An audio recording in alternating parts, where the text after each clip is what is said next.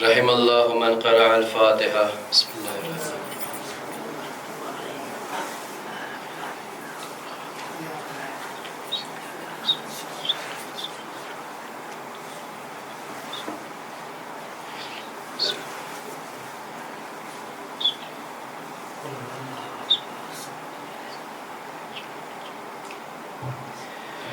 اعوذ باللہ من الشیطان الرجیم. بسم اللہ الرحمن الرحیم. الحمد للہ رب العالمین والصلاة والسلام علی رسول الثقلین محبوب رب المشرقین ورب المغربین جد الحسن والحسین ابی القاسم المصطفى محمد. اللہم صلی علی محمد وعلی محمد. ولعنة الله على أعدائهم أجمعين. أما بعد فقد قال الله سبحانه وتعالى في كتابه الكريم. بسم الله الرحمن الرحيم. إن الدين عند الله الإسلام. صلوات پڑھتے محمد کو. اللہم صلی علی محمد وعلی محمد. عزیزان گرامی، گفتگو ہماری کل جنگ موتا کے سلسلے میں تھی. جنگ موتا میں جہاں پر ایک طرف رسول کے منہ بولے بیٹے جناب زید بن حارثہ شہید ہوئے، وہیں دوسری طرف مولا کائنات کے بھائی جناب جعفر طیار بھی شہید کیے گئے. جناب جعفر جب حبشہ سے واپس آئے ہیں تو رسول خدا نے تحفے کے طور پر نماز جعفر طیار ان کو تعلیم دی، انہیں ہدیہ دی. بتایا کہ اس کا انسان کی زندگی میں مشکلات آتی ہے تو اس مشکلات کے لیے انسان اگر نماز جعفر طیار کو پڑھے تو مشکلات دور ہوتی ہیں. انسان تنگ دست ہے، انسان گرفتار ہے، یا اگر انسان نے بہت زیادہ اپنی زندگی میں گناہ انجام دیا ہے تو کہتے ہیں کہ اگر انسان ہر مہینے میں ایک مرتبہ بھی اگر نماز جعفر طیار کو پڑھ لے یا ہر سال میں ایک مرتبہ جناب جعفر طیار کی نماز کو پڑھے تو اس سال سے لے کر اس سال تک جتنی مدت میں اس نے نماز نہیں پڑھا ہے اور اب جو اس نے نماز پڑھا ہے اب تک کے جتنے بھی گناہ اس نے انجام دیے تھے وہ سارے گناہ خداوند عالم اس نماز کے صدقے میں معاف کر دیتا ہے. اتنی زیادہ تاثیر یہ نماز جعفر طیار رکھتی ہے. جب یہ لوگ لوٹ کر آئے ہیں جنگ موتا سے، وہاں پر رومیوں پہ حملہ کیا. رومیوں نے ان کا پیچھا نہیں کیا بلکہ انہیں جانے دیا. اب جب یہ لوٹ کر آئے ہیں اب یہ پھر اس بات کے انتظار میں تھے کہ ہم کیسے مکے جائیں. تو دو قبیلہ ہے مدینے اور مکے میں رہنے والے، دو قبیلہ ہے خزاعہ کے نام سے اور بنی بکر کے نام سے. جیسے اوس اور خزرج دو قبیلے ہیں ویسے ہی خزاعہ اور بنی بکر دو قبیلے ہیں. دونوں میں آپس میں بہت ٹکر چلتی تھی. یہ خزاعہ والے نبی کے ساتھ تھے، بنی بکر والے مشرکین کے ساتھ تھے، مکے والوں کے ساتھ تھے. تو یہ لوگ آپس میں بہت ان کی چلتی تھی، 10 سالوں سے چلتی رہتی تھی ان کی. تو یہاں پر بنی بکر والے نے جبکہ معاہدہ ہو چکا ہے کہ مکے والے نہ مدینے والے کو ماریں گے نہ مدینے والے مکے والے کو ماریں گے، لیکن اس کے باوجود بھی یہ بنی بکر والوں میں سے ایک شخص نے اپنی پرانی دشمنی نکالنے کے لیے خزاعہ کے ایک قبیلے والے کو مار دیا. جب مارا تو اس کا مطلب کیا ہوا؟ جو عہد کیا گیا تھا کہ نہ ہم تمہارے والے کو ماریں گے نہ تمہارا ہمارے والے کو مارے گا، تو یہ معاہدہ ٹوٹ گیا.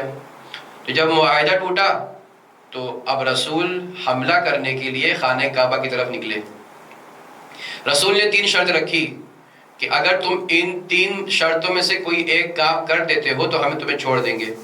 پہلا یہ کہ جس کو مارا گیا ہے اس کا دیہ دیا جائے، یعنی جو مقتول ہے اس کا پیسہ دیا جائے. دوسرا یہ کہ جس قبیلے والوں نے مارا ہے، کس نے مارا تھا؟ بنی بکر والوں نے مارا تھا، تو اس کا ہیلپ کرنے، اس کی مدد کرنے کے لیے آپ اس کے بعد سے آپ ان کی مدد نہیں کریں گے. تیسری چیز یہ تھی کہ اب تو ہمارا معاہدہ ٹوٹ گیا، چونکہ آپ نے ہماری بات نہیں ماری تو معاہدہ ٹوٹ گیا. اچھا مکے والے بہرحال پریشان تو تھے، آہستہ آہستہ بہت سارے لوگ یہاں پر آ گئے تھے. وہ خالد ابن ولید اتنا بڑا سردار جب یہاں پہ آ گیا تھا تو آہستہ آہستہ بہت سے لوگ بھی یہاں آنے لگے تھے. تو جب معاہدہ ٹوٹ گیا، ایک طریقے سے معاہدہ ٹوٹ گیا جب ایک آدمی کو قتل کر دیا، تو وہاں سے مکے والوں نے اپنے سردار ابو سفیان کو مدینے بھیجا ہے رسول کے پاس. مکے کا سردار ابو سفیان آیا ہے مدینہ. پرسوں میں نے ذکر کیا تھا رسول کی ایک بیوی کا نام کیا تھا؟ صفیہ، جو کہاں سے آئی تھی؟ جنگ خیبر میں سے۔ کل کون سی ایک بیوی آئی تھی؟ زید کی بیوی کا نام کیا تھا؟ زینب بنت جہش، وہ دوسری بیوی ہو گئی۔ اور ابو بکر کی ایک بیوی تھی، ابو بکر کی بیٹی بیوی تھی، عمر کی بیٹی ایک بیوی تھی۔ اب ایک اور بیوی ہے ام حبیبہ، یہ بہت پاکیزہ، اگرچہ یہ ابو سفیان کی بیٹی ہیں لیکن باقاعدہ نیک اخلاق کی ہیں۔ دیکھیے ہم لوگ کسی کو لانا بھیجتے ہیں ان میں ان کا نام نہیں آتا ہے، کیوں؟ اس لیے کہ بیٹی کسی کی اور ہونا کمال نہیں ہے، اپنے اندر اخلاق کا اچھا لانا کمال ہے۔ جناب ام حبیبہ کے اندر بہت اچھے اخلاق پائے جاتے تھے۔ جب یہ ابو سفیان مکے سے مدینہ آیا ہے رسول سے کمپرومائز کرنے کے لیے کہ ہم نے معاہدہ توڑا نہیں ہے، ان لوگوں نے غلطی کیا ہے، اس میں ہماری کوئی غلطی نہیں ہے، جب یہ رسول کے گھر پہ پہنچا ہے تو اسے پلس پوائنٹ یہ دکھ رہا تھا کہ میری بیٹی ام حبیبہ نے رسول سے شادی کر لی ہے تو میری بیٹی میری بہت عزت کرے گی۔ جب وہ اپنی بیٹی کے گھر پر پہنچے ہیں، بیٹی نے اپنے باپ جہاں بیٹھنا چاہ رہا تھا، ابو سفیان جہاں بیٹھنا چاہ رہا تھا وہاں کے بستر کو سمیٹ لیا۔ بیٹی نے باپ کے بستر کو سمیٹ لیا جہاں بیٹھنے والے تھے۔ کیوں؟ اس لیے کہ وہ کہتی ہیں کہ ہمارے یہاں پر اسلام میں کافر کو نجس سمجھا جاتا ہے، یعنی یہ بات پہلے سے طے تھی، رسول کے زمانے سے بات طے تھی کہ کافر نجس ہوتا ہے۔ یہ آج اہل سنت پتہ نہیں کون سے کچھ فرقہ ہے جو کہتا ہے کہ کافر نجس نہیں ہوتا ہے۔ بہرحال یہ ابو سفیان جب اسے مایوسی ہو گئی کہ جب میری بیٹی ہی میرا احترام نہیں کر رہی ہے تو نبی میرا کیا احترام کریں گے، تو یہ دوبارہ چلے گئے مکہ۔ اب نبی نکلے ہیں، نبی کو خدا نے حکم دیا کہ اب تم مکے کے لیے نکلو، کیوں؟ اس لیے کہ انہوں نے معاہدہ توڑ دیا ہے۔ جب یہ مکے سے مدینے سے نکل رہے تھے مکے کے لیے تو ان کے نکلتے وقت ایک جاسوس نے جاسوسی کر دی جس کا نام خاطب لکھا ہوا ہے۔ اس خاطب نے جاسوسی کی، مدینے والوں کی خبر مکے والوں تک پہنچانے چاہی کہ یہ مدینے والے مکہ آنا چاہ رہے ہیں، اپنی ایک کنیز کے ساتھ، ایک اس کی سیاہ فام کنیز تھی، اس کے ہاتھوں یہ پیغام پہنچانا چاہا۔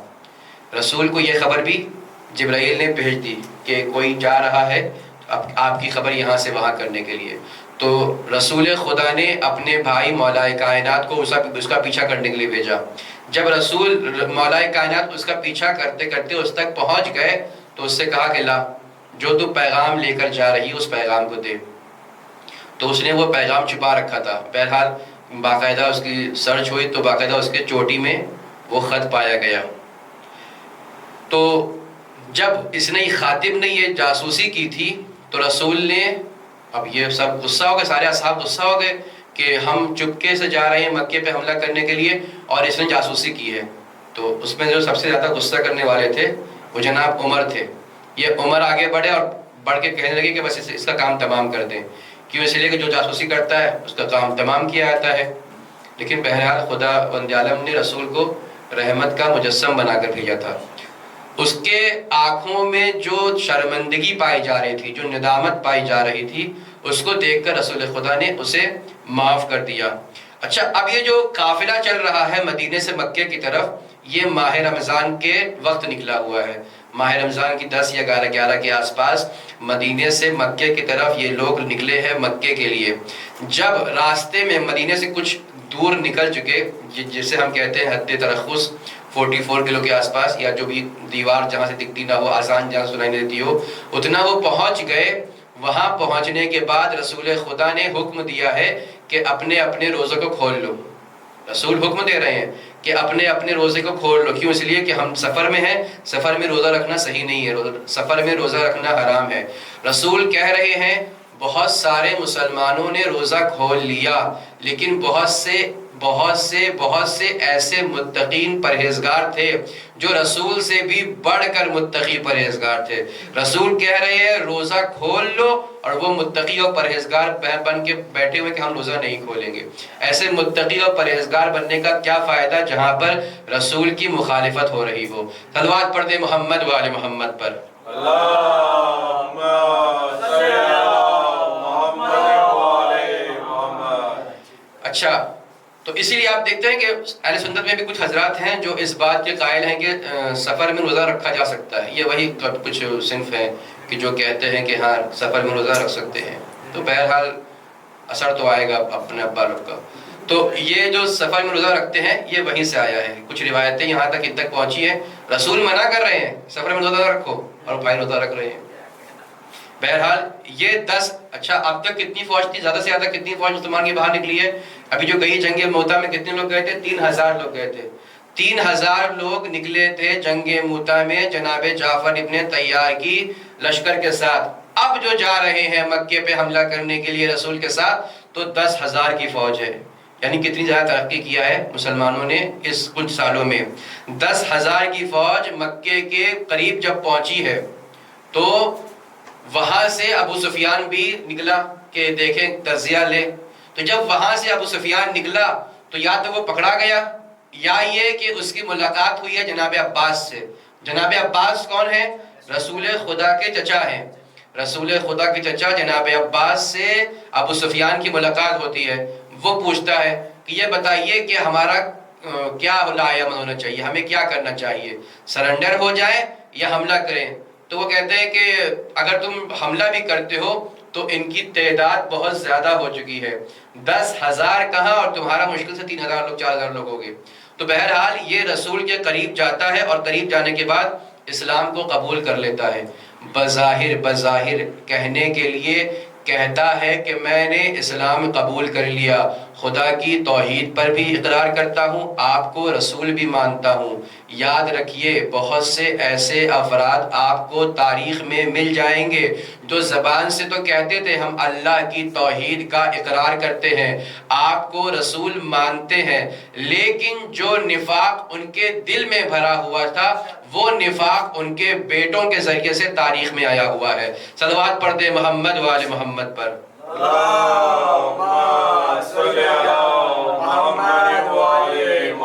کیوں؟ اس لیے کہ نفرت جو دل میں بیٹھی ہوئی تھی نا، جس گھرانے نے اس کے سسر کو، چچیا سسر کو، بیٹے کو قتل کیا ہو، اس کے دل میں جو نفرت بیٹھی ہوئی تھی محبت میں کیسے تبدیل ہونے والی تھی؟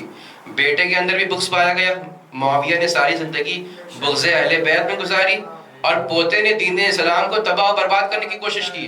یہاں تک کہ اس نے کہہ دیا کہ رسول کے اوپر جو وحی نازل ہوتی تھی یہ وحی کچھ نہیں تھا بلکہ یہ رسول کے گھرانے کا وہ تھا، کھیل تھا. اللہ اکبر. جب کسی کے دل میں بغض آتا ہے نا تو وہ رسول کی رسالت کا اس طریقے سے انکار کرتا ہے. یعنی وحی خدا کا انکار کر رہا تھا کہ رسول کے اوپر وحی وغیرہ کچھ نازل نہیں ہوتی تھی. اچھا جب تک یہ دشمن تھا تو یہ تو صاف آیا تھا کہ یہ سامنے سے دشمنی کر رہا ہے، لیکن جب دشمن دوست بن کر نفاق کرتا ہے نا تو یہ بہت خطرناک ہوتا ہے. ہمارے یہاں اصطلاح پائی جاتی ہے نا کہ آستین کا سانپ بڑا خطرناک ہوتا ہے. آدمی چھری سے کاٹ دے تو وہ چھری سے کاٹنا منظور ہے، لیکن میٹھی چھری جو آدمی ہوتا ہے نا یہ بڑا خطرناک آدمی ہوتا ہے. صلوات پڑھ دے محمد وآل محمد پر.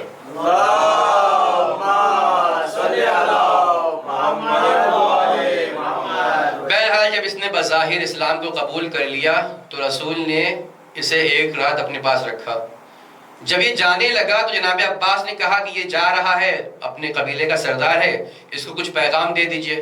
تو رسول نے کہا دیکھو تم مکے جا رہے ہو، مکے والوں سے یہ کہہ دینا کہ اگر جو تمہارے گھر میں پناہ لے لے گا وہ امان میں رہے گا، اسے ہم نہیں پریشان کریں گے. اچھا اس کا گھر چھوٹا تھا کہ زیادہ پورا مکہ تو آ نہیں پاتا. پھر دوسرا کہا اگر کوئی حکیم ابن حزام کے گھر میں بھی پناہ لے لیتا ہے تو وہ بھی امان میں رہے گا، اس کا گھر بھی اتنا بڑا نہیں تھا. آخر میں کہا کہ جو خانہ کعبہ میں جا کر پناہ لے لے گا اسے بھی ہم امان دے دیں گے. اس طریقے سے یہ پیغام لے کر پہنچا ہے مکے. جب مکے پہنچا ہے تو لوگوں کو اس نے بتایا کہ یہ باتیں کہی گئی ہے.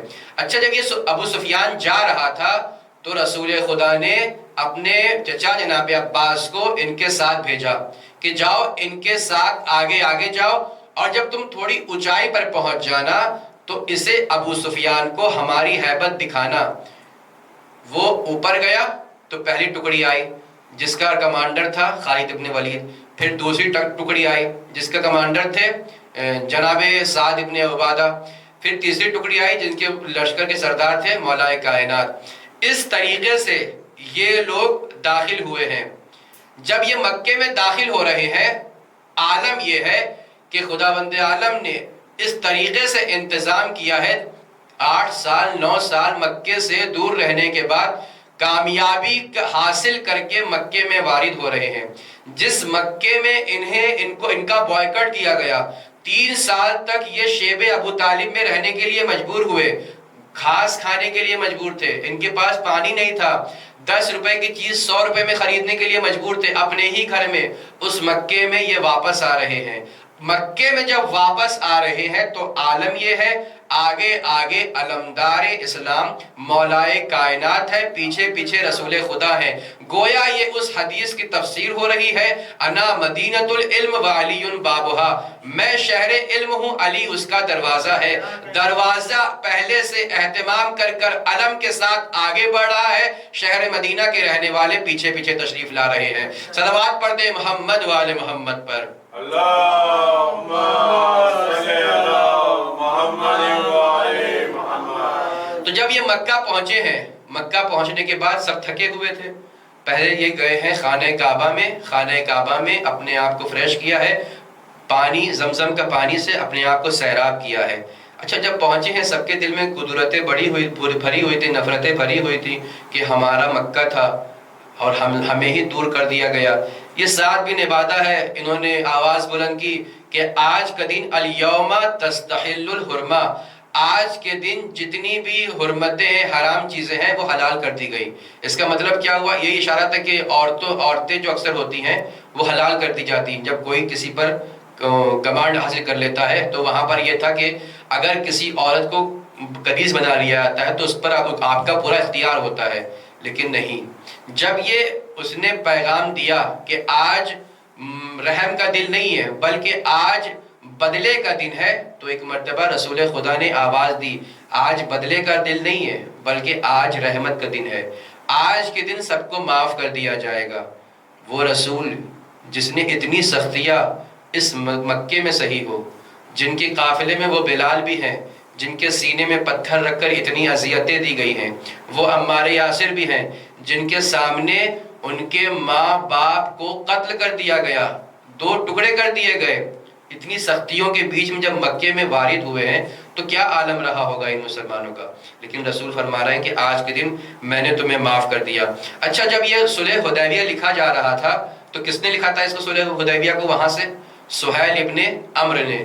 یہ سہیل ابن عمرو آگے بڑھا، اور آگے بڑھنے کے بعد ہوتا نہیں کہ جب کام اپنے ہاتھ سے نکل جاتا ہے تو آگے لوگ چاپلوسی کرتے ہیں، تو یہ سہیل ابن عمرو بھی آگے بڑھا، اور آگے بڑھنے کے بعد کہتا ہے کہ آپ کا خیر مقدم ہے مکے میں۔ تو رسول خدا نے اس کو یاد دلایا کہ تم نے ہمارے ساتھ کیا کیا کیا ہے، تم نے ہمارے ساتھ کتنی سختیاں کی ہیں، تمہاری سختیوں کی وجہ سے میرے چچا جناب ابو طالب شہید وفات پا گئے، میری خدیجہ کے سارے مال تم لوگوں کی سختیوں کی وجہ سے تمام ہو گئے۔ یہ ساری باتیں رسول خدا نے ان کو، مکے والوں کو یاد دلائی ہیں، احساس دلایا ہے، میں تمہیں معاف تو کر رہا ہوں لیکن معاف کرنے کے بعد یہ بات کا خیال رکھو تم نے مجھ پر کتنی سختیاں سہی ہیں۔ تو اس سے سوال کرتے ہیں سہیل ابن عمرو سے، یہ بتاؤ کہ اب تمہارے ساتھ میں کیا کروں، تمہارے ساتھ میں کیا کروں؟ مکے والوں کو یہ لگ رہا تھا کہ جس طریقے سے بنی قریظہ کو گرفتار کرنے کے بعد 700 650 500 لوگوں کو ایک ہی دن میں قتل کر دیا گیا تھا، اسی طریقے سے رسول خدا ہمیں بھی قتل کر دیں گے، لیکن رسول خدا نے کیا فرمایا؟ میں تمہیں قتل نہیں کروں گا، آج رحمت کا دن ہے، میں سب تم کو معاف کر دے رہا ہوں۔ تو اس نے جواب دیا تھا، اخن کریم ابن اخن کریم، یہ آپ اس لیے کر رہے ہیں کہ آپ ہمارے سب سے مہربان بھائی ہیں، سب سے مہربان باپ کے بیٹے ہیں۔ اس طریقے سے دشمن نے رسول خدا کا قصیدہ پڑھا ہے۔ تو جب رسول خدا نے ان سب کو گرفتار کرنے کے بعد آزاد کیا ہے تو ان کو ایک لقب دیا گیا، ان کو کہا جاتا ہے طلقاء۔ طلقاء کہتے ہیں آزاد کرنے والے کو، جو گرفتار کر کے آزاد کر دی جائے ہوں انہیں طلقاء کہتے ہیں۔ اس لیے آپ دیکھیے کہ جب خط و کتابت ہوتی تھی معاویہ کے درمیان اور مولائے کائنات کے درمیان تو یہ بڑا فخر سے کہتا تھا کہ ہم آپس میں بھائی ہیں، ہم آپس میں رشتہ دار ہیں۔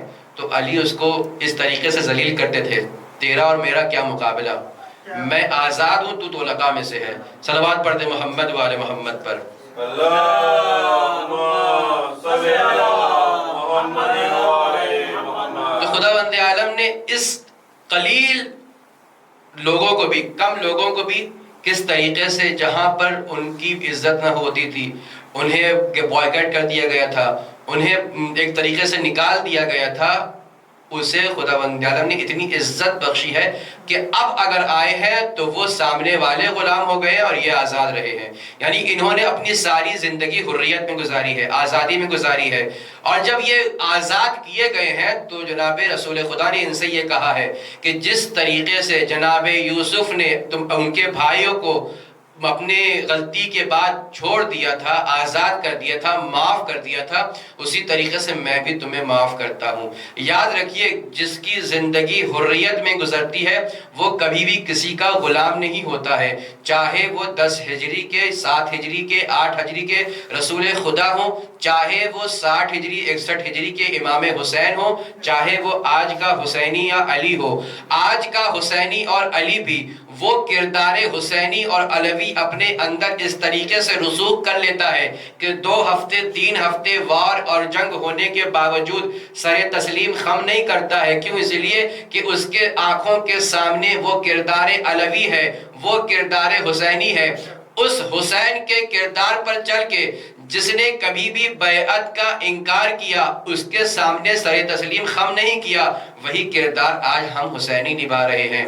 بہت سے اندھبھگ ایسے پائے جاتے ہیں جنہیں یہ سمجھ میں نہیں آ رہا ہے کہ یہ بھلا شیعہ حضرات کس طریقے سے ایران کی سپورٹ کر رہے ہیں، ان کی مدد کر رہے ہیں. یہ ہمارا سپورٹ نہیں ہے، مدد نہیں ہے، بلکہ ایک حسینی فکر ہے جو دوسرے حسینی فکر کا ساتھ دے رہی ہے. ایک علوی نعرہ ہے جو دوسرے علوی نعرہ کا سہارا دے رہا ہے. پروردگار ہم سے دعا یہ ہے کہ جس طریقے سے ایران اپنا ڈیفنس کر رہا ہے، ہمارے اندر بھی وہ قوت پائی جائے کہ ہم بھی اگر ہماری زندگی میں کوئی ایسا مرحلہ پیش آئے تو ہم بھی اپنا ڈیفنس کر سکیں. جہاں جہاں بھی شیعان حیدر کرار ہیں ان کی جان مال عزت و آبرو کی حفاظت فرما. پروردگار عالم جو مقروض ہیں ان کے قرضوں کو ادا فرما. پروردگار عالم اگر کوئی بے گناہ قید ہے تو انہیں اپنے عزت اور آبرو کے ساتھ انہیں آزاد فرما. ہماری سب سے بہترین دعا یہ ہے کہ ہمارے وقت کے امام کے ظہور میں تعجیل فرما اور ہم کو ان کے آوان و انصار میں شمار فرما. ربنا تقبل منا انکا انت السمیع العلیم.